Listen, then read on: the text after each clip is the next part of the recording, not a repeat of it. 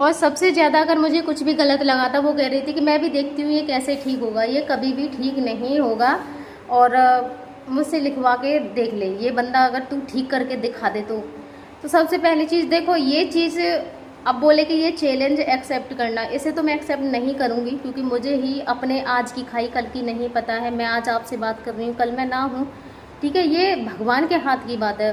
तुम जो बोल रही हो कि ये ठीक नहीं होगा, चैलेंज कर लो, ये कर लो, वो कर लो, और आज मैं भी देखती हूँ तुम इसे कैसे ठीक करके दिखाते हो, ठीक है। तो तुम जो ये बोल रहे हो, भगवान नहीं हो तुम, ये जो बोलने वाली हो कि ये कभी ठीक नहीं होगा। और ना ही मैं भगवान हूँ कि मैं तुम्हारे इस चैलेंज को एक्सेप्ट कर लूँ कि मैं ठीक करके ही दिखाऊंगी। लेकिन हाँ, कोशिश मैं करती रहूँगी, ये मैं इस चीज़ के लिए चैलेंज एक्सेप्ट कर सकती हूँ किसी का भी, कि कोशिश नहीं छोड़ूंगी मैं, क्योंकि जो चीज़ मेरे हाथ में है मैं उसके लिए एक्सेप्ट कर सकती हूँ, लेकिन जो चीज़ मेरे हाथ में नहीं है वो एक्सेप्ट नहीं कर सकती, क्योंकि भगवान तुम भी नहीं हो जो ये बोल रही हो कि ठीक करके दिखाना, कैसे करोगे इसके लिए ठीक। और भगवान मैं भी नहीं हूँ कि मैं ये बोल दूँ कि हाँ मैं ठीक करके ही दिखाऊंगी। जय श्री कृष्णा मेरे सभी बहन भाइयों के लिए, कैसे हो आप सभी? भगवान की कृपा से सभी बहुत अच्छे होंगे और मैं भी ठीक हूँ। और इधर मिलिए आप सबसे पहले मेरे हस्बैंड को, क्योंकि आज मैं इन्हीं के लिए कुछ आपसे बोलने वाली हूँ। इनके लिए सर्दी सी हो रही है। हाँ क्या है, क्या बात है? जय श्री कृष्णा बोल दो सबको, जय श्री कृष्णा बोल दे ना, जय श्री कृष्णा। हेलो कर दो, अच्छा हाथ से हेलो कर दो, हेलो कर देना, हेलो हेलो कर रहे हैं, देखो आपसे ऐसे ऐसे कर रहे हैं। तो भाई कुछ कमेंट्स ऐसी होती है कि मैंने अभी 2-3 दिन पहले एक पोस्ट डाली थी फेसबुक पे, और मैंने यूट्यूब पे भी डाली थी और फेसबुक पे भी डाली थी। तो उसमें से बहुत सारी कमेंट बहुत अच्छी अच्छी थी, जिसमें मैंने लिखा था कि बस भगवान जल्दी से ये बोलने लग जाएं, ठीक है। तो बहुत अच्छी अच्छी कमेंट थी, क्योंकि मेरे हस्बैंड से सब बहुत ज़्यादा प्यार करते हैं, बहुत ज़्यादा। जिस दिन मैं उनको वीडियो में नहीं लेती हूँ, बहुत सारी कमेंट्स ये आ जाती हैं कि सिस्टर प्लीज़ भैया को लिया करो, उनके बिना ब्लॉग अच्छा नहीं लगता है बिल्कुल भी, ठीक है। इस तरीके से बहुत सारी कमेंट आती हैं। तो उस पर एक कमेंट थी कि ये कभी ठीक नहीं होंगे, और जो भी कमेंट है ना मैं आपको मैं दिखा दूंगी, क्योंकि उस कमेंट को मैं भी देख चुकी थी, लेकिन मैंने उस पर कोई रेस्पॉन्स नहीं किया था, ना ही मैंने उसको लाइक किया ना डिसलाइक किया, मैंने ऐसे कि ऐसे ही छोड़ दिया था। जो कमेंट्स अच्छी होती है और मैंने जिन्हें पढ़ पाती हूँ, सारी कमेंट मैं नहीं पढ़ पाती हूँ, तो मैं उनको लाइक कर देती हूँ। तो मैंने उसको ऐसे कि ऐसे ही छोड़ दिया था, क्योंकि कभी कभी ऐसे होता है, देखो 100 में से हम बिल्कुल भी कुछ भी नहीं करेंगे ना, इस कमरे में मैं बंद होकर बिल्कुल भी बैठ जाऊंगी, तो भी बहुत लोग ऐसे आ जाएंगे जो मुझ पर बोलने वाले होंगे। तो ऐसा मैंने सोच के ये छोड़ दिया। और 1% लोग ऐसे होते हैं जो कि बोल जाते हैं, लेकिन बोलते हैं ना कि वो कमेंट मेरे चाचा जी का बेटा है, यानी मेरा भाई, तो उसने वो कमेंट पढ़ ली थी और उसी ने उसको ऐसा जवाब दे दिया। तो बोलते हैं ना कि भाई भाई है, नहीं उसे ये चीज़ बर्दाश्त हो, उसको पता है अपनी बहन की भावनाएं, कि उसकी बहन की भावनाएं उसके जीजा जी के प्रति क्या है, ठीक है। और आप सभी इस चीज़ को बहुत अच्छे से जानते हो। बहुत सारे बहन भाई अगर देख लेते हैं तो वो खुद रिप्लाई दे देते हैं, ये चीज़ मैंने खुद भी देखी है, मुझे देने की ज़रूरत भी नहीं पड़ती है। बहुत सारे बहन भाई ऐसे होते हैं कि ऐसे लोगों को खूब अच्छे से जवाब दे देते हैं। लेकिन ये कि नहीं, हर किसी की कमेंट को नहीं भी देख पाते हैं, हर कोई कमेंट बॉक्स को चेक नहीं करता है, ना ही देख पाते हैं। तो मेरे भाई ने उसको जवाब दिया, फिर वो जवाब देते देते ऐसे उल्टे सीधे जवाब देने लग गई, गालियों पे भी आ गई थी, जो कि मेरे घर में कभी कोई देता ही नहीं है। मैंने आज तक अपने चाचा ताऊ पापा वगैरह जो भी है, किसी के भी मुंह से मैंने गाली नहीं सुनी है। और उस कमेंट में मेरे भाई ने भी उसे रिप्लाई में गाली सी दे दी थी, क्योंकि उसे भी कुछ ज़्यादा ही ओवर हो गया था वो। तो वो मेरे हस्बैंड की इच्छा मृत्यु को लेके बोल रही है कि इनकी केयर करना इतना ज़्यादा आसान नहीं होता है ऐसी पेशेंटों के। और तो मैं भी बहुत अच्छे से जानती हूँ कि इनका केयर करना इतना आसान नहीं है। देखो आपने जब शुरू में मेरी वीडियो देखी होंगी और आज आप मेरी वीडियो देखते हो, मुझ में भी कितना ज़्यादा फ़र्क आ गया है।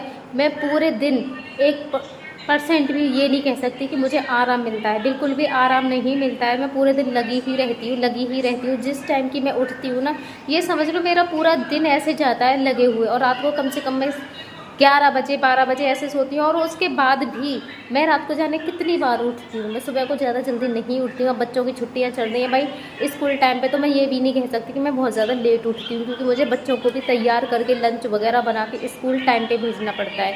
फिलहाल छुट्टी है तो मैं थोड़ा लेट ही उठती हूँ। तो मतलब उस दिन से मेरी नींद तो हराम है एकदम से। तो जब भाई इतनी सारी कुछ होने के बाद में मुझे दिक्कत नहीं है, तो तुम इच्छा मृत्यु मांगने वाले होते कौन हो मेरे हस्बैंड के लिए कि इन्हें इच्छा मृत्यु दिलवा दो। केयर आसान नहीं है, आसान नहीं है, लेकिन मैं कर तो रही हूँ ना। आसान हो कठिन हो जैसी भी हो मैं कर रही हूँ, और मैं अकेले कर रही हूँ इसमें।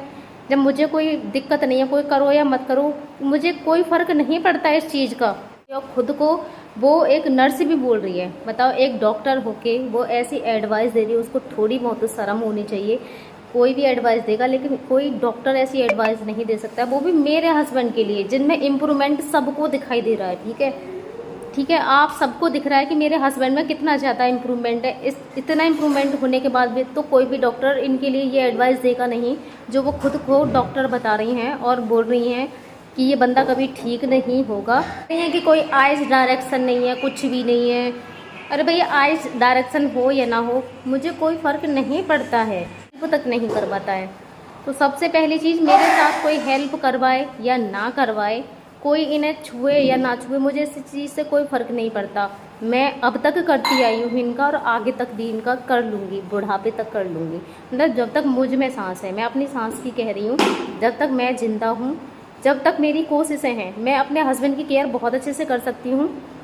ठीक है, मर गई वो बात अलग है, मरने के बाद तो भाई मैंने आज खाया है, मुझे अपने कल की नहीं पता क्या होने वाला है मेरे साथ में। अगर मैं ज़िंदा हूँ मेरे होते हुए, तो मैं इनकी सेवा पूरे तरीके से करूँगी, अब तक कर रही हूँ, आगे भी करती रहूँगी। तो मेरे भाई ने बस ये बोला था कि जब उनको कोई दिक्कत नहीं है उनकी सेवा करने में, कोई परेशानी करने में, तो तुम्हें क्यों इतनी दिक्कत हो रही है। इसी पे वो गाली गलौज पे भी आ गया। दूसरा, भीख मांगने के लिए, कि भीख, सबसे पहले तो कोई अपने हस्बैंड के लिए भीख मांग के दिखे। ठीक है, मानो चलो मैंने भीख मांगी है, तो भाई अपने हस्बैंड के लिए कोई मांग के तो देखे। उनसे तो मैं लाख गुना अच्छी हूँ ना, जो अच्छों खासों में भी लात मार के चली जाती हैं, मर्डर कर देती हैं, मैं उनसे तो बेहतर हूँ। मुझे इनसे कोई इच्छा नहीं है। ठीक है, मैं 1% किसी चीज़ को लेके मैं ये कहूँ मुझे इस चीज़ का लालच है, मुझे उस चीज़ का लालच है, भाई हर चीज़ से जीरो हूँ मैं। ठीक, मेरे हस्बैंड इस कंडीशन में है, आप जानते हो, ज़मीन जायदाद नहीं है, सारी बिक चुकी है, कुछ भी नहीं है। किस चीज़ के लिए मैं लोभ लालच करूँगी, किसी चीज़ का मुझे नहीं है। ठीक है, बाकी मैंने अगर भीख मांगी है तो ये मेरे लिए, मैं तो इसके लिए बहुत बड़ी बात मानूंगी कि हाँ, मैंने अपने हस्बैंड के लिए भीख मांगी है। कोई मांग के तो देखे अपने हस्बैंड के लिए भी। और मुझे देने के लिए भी बहुत सारे बहन भाई आ गए हैं, क्योंकि उन्हें भी पता है ना कि कहाँ क्या देना। और ये भी बोल रही हैं कि मेरे इतने बुरे दिन कभी नहीं आएंगे, क्योंकि उसने बोला था कि भगवान ना करे ये दिन तुमको देखने पड़ जाए और ये सारी चीज़ें तुम्हारे साथ भी हो, क्योंकि समय किसी को बता के नहीं आता है। तो वो कह रही थी मेरे इतने बुरे दिन कभी नहीं आएंगे। ऐसे लग रहा था जैसे वो ही भगवान की बहन है, उसको पता है कि मेरे साथ कभी कुछ गलत नहीं होगा और मेरे दिन ऐसे नहीं आएंगे। तो भाई इतना भी घमंड मत करो कि मेरे इतने बुरे दिन कभी नहीं आएंगे। मैंने 1 से 1 करोड़पति को सड़क पे आते हुए मैंने खुद देखा है, अपने ही कनेक्शन में बहुत लोगों को ऐसे देखा है जो मैंने करोड़पतियों को सड़क पे आते हुए देखा है। तो ये घमंड करना ना बहुत ही गलत चीज़ है, और अक्सर भगवान घमंडियों का ही सिर नीचे करता है। ये चीज़ हमेशा याद रखना, घमंडियों का ही सिर नीचे रखता है, क्योंकि मेरे कनेक्शन में भी ऐसे बहुत सारे घमंडी हैं। दूसरा, मैंने भाई हमेशा एक चीज़ ही बोली है कि सिर्फ मेरी वीडियो को शेयर कर दीजिए और लाइक कर दीजिए, कमेंट कर दीजिए, मेरे चैनल को फॉलो कर लीजिए, मैंने ये बोला है। अब बहुत लोग मेरे ही नाम से बारकोड लगा लगा के पैसे मांगते हैं, तो इसमें मेरी क्या गलती है। दूसरा, मैंने सिर्फ अपना अकाउंट नंबर वहाँ डाल रखा है बायो में, जहाँ हर कोई जाके देखता भी नहीं है। ठीक है, बायो में मेरा अकाउंट नंबर पड़ा है सिर्फ इसी वजह से कि जो बहुत लोग मेरे नाम से पैसे मांगते हैं वो मेरे नाम से पैसे ना मांगे और गलत जगह पैसे ना जाने। अब तक मैं कितनी वीडियो बना के डाल चुकी हूँ कि कोई भी किसी भी बारकोड में पैसे मत डालना, और ये चीज़ आप बहुत अच्छे से जानते हो। मैंने कितनी वीडियो ये चीज़ें बोल के डाली है कि कोई भी बहन भाई किसी भी बारकोड में पैसे मत डालना। आप मेरे इंस्टाग्राम पे भी जाके देख सकते हो, मैंने स्टोरी में भी लिख के अपना बारकोड लगा रखा है और उस पर क्या लिख रखा है ज़रा आप उस चीज़ को पढ़ना। ठीक है, और वीडियो भी बना के डाल चुकी हूँ। बहुत सारे बहन भाई देखो हेल्प करते हैं मेरी, बहुत बहन भाई मेरी हेल्प करते हैं, और मेरा अकाउंट नंबर मैंने अपना दे रखा है वहाँ पे जाके, लेकिन वो अपनी इच्छा से देते हैं मुझे। ठीक है, उनकी इच्छा होती है, उन्हें लगता है कि हाँ यहाँ ज़रूरत है देने की, वो अपनी इच्छा से मुझे देते हैं। बाकी मैंने कभी किसी के ये प्रेशर नहीं डाला है कि आप मुझे पैसे दीजिए, या फिर मैंने बारकोड डाल के ये बोला हो कि आप मुझे पैसे दीजिए, मैंने कभी ये चीज़ नहीं बोली है।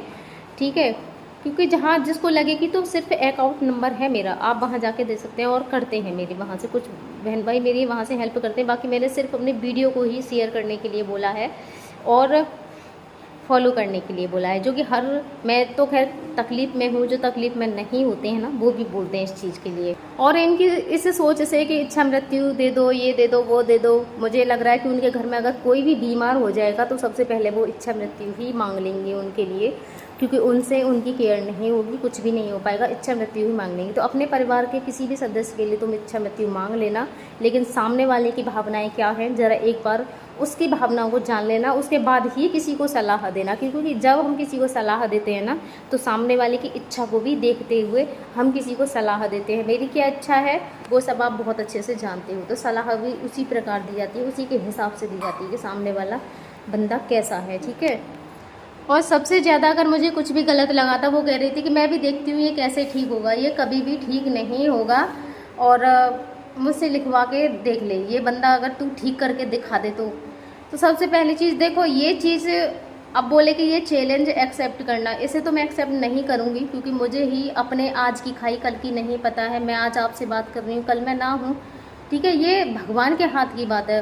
तुम जो बोल रही हो कि ये ठीक नहीं होगा, चैलेंज कर लो, ये कर लो, वो कर लो, और आज मैं भी देखती हूँ तुम इसे कैसे ठीक करके दिखाते हो, ठीक है। तो तुम जो ये बोल रहे हो भगवान नहीं हो तुम, ये जो बोलने वाली हो कि ये कभी ठीक नहीं होगा, और ना ही मैं भगवान हूँ कि मैं तुम्हारे इस चैलेंज को एक्सेप्ट कर लूँ कि मैं ठीक करके ही दिखाऊंगी। लेकिन हाँ, कोशिश मैं करती रहूँगी, ये मैं इस चीज़ के लिए चैलेंज एक्सेप्ट कर सकती हूँ किसी का भी, कि कोशिश नहीं छोड़ूंगी मैं, क्योंकि जो चीज़ मेरे हाथ में है मैं उसके लिए एक्सेप्ट कर सकती हूँ, लेकिन जो चीज़ मेरे हाथ में नहीं है वो एक्सेप्ट नहीं कर सकती, क्योंकि भगवान तुम भी नहीं हो जो ये बोल रही हो कि ठीक करके दिखाना, कैसे करोगे इसके लिए ठीक। और भगवान मैं भी नहीं हूँ कि मैं ये बोल दूँ कि हाँ मैं ठीक करके ही दिखाऊंगी, ठीक है। तो ये चीज़ तो खैर मैं भी नहीं बोलूँगी, लेकिन हाँ मैं इस चीज़ के लिए बोल सकती हूँ कि आजीवन मैं इनकी सेवा करके ही आपके लिए दिखाऊंगी, आप हमेशा मुझे देखोगे जब तक मुझ में सांस है। मर गई तो कुछ नहीं पता, क्योंकि मेरे माइंड भी रहता है ख़राब, मर जाऊँगी वो बात अलग है, ये चीज़ मैंने हमेशा ही बोली है। क्योंकि कभी कभी माइंड हमारा इतना ज़्यादा डिप्रेशन में होता है, मैं खुद अपना बता रही हूँ, मेरी कंडीशन कभी कभी सिचुएशन बहुत ज़्यादा ख़राब होती है, लेकिन जीते जी मैं इनके साथ हूँ, जब तक मैं ज़िंदा हूँ इनके साथ हूँ। कुछ लोग हुए होते हैं भाई, मैं सिर्फ ये ही नहीं कि मैं इनकी बीमारी से लड़ रही हूँ, इनकी इन सिचुएशनों से लड़ रही हूँ, अपने बच्चों के लिए ये सब कर रही हूँ। बहुत सारे लोगों के मन का जो कीड़ा होता है ना, सामाजिक कीड़ा, गंदगी जो होती है, मैं उससे भी लड़ रही हूँ। ये बहू शब्द है ना, बड़ा ही गलत है भाई, बड़ा ही गलत शब्द है ये बहू। इसका लोग दुरुपयोग ज़्यादा करते हैं, बहुत ही ज़्यादा, कोई कितना भी कर ले, लेकिन हर तरीके से बहू शायद कभी अच्छी हो ही नहीं सकती है। चाहे अपना जीवन न्यौछावर कर दे, अपनी हड्डियों को घिस देगी वो बिल्कुल, लेकिन वो बहुएँ बहुत नसीब वाली होती हैं जिनकी लोग तारीफ़ करते हैं, वरना तो लोग आरोप ही लगाते फिरते हैं। और अगर अपने आरोपों को भी साबित कर दो ना तो उसमें भी फिर लोगों को मिर्ची लग जाती है कि हमारी बदनामी कर रहे हैं। तुम बदनामी करने की नौबत ही क्यों देते हो? जो वो ऐसा काम करे, जो सच है वो बोला करो, तो उसे ये चीज़ बोलनी ही नहीं पड़ेगी, वो तुम्हारी बदनामी करेगी नहीं। तुम उसे बदनाम करते हो तो तुम्हें शर्म नहीं आती है, लेकिन वो खुद को ही अगर साबित कर दे तो तुम्हें मिर्ची लगती है। ऐसा होता है कभी कभी, तो मेरा दिमाग भी कभी कभी बहुत ज़्यादा ख़राब होता है, मैं अपने दिमाग की बता नहीं सकती हूँ। बाकी ऐसे कमेंट करने वालों सुधर जाओ थोड़ा सा, मुझे समझ में भी नहीं आ रहा मैं ऐसे लोगों के लिए क्या बोलूँ। अकेले खींचातानी करती, कोई साथ नहीं देता। मुझ में भगवान ने इतनी हिम्मत तो दी है कि मैं अकेले खींचातानी करती हूँ और इनका करती हूँ और इनको संभाल रही हूँ, और ज़िंदगी भर मैं संभाल भी लूँगी। बाकी इच्छा है भगवान की, भगवान क्या चाहते हैं क्या नहीं चाहते हैं। आप सब बस सपोर्ट करना मत भूलिएगा और अपनी इस बहन का साथ देते रहना, जिससे कि इन लोगों को मैं बता सकूं। तो ये है वो कमेंट, आप खुद पढ़ लेना। कमेंट तो खैर बहुत सारी थी, मैंने सारी कमेंटें डाली नहीं है, दो ही कमेंट मैं डाल दे रही हूँ, आप पढ़ सकते हो इसमें।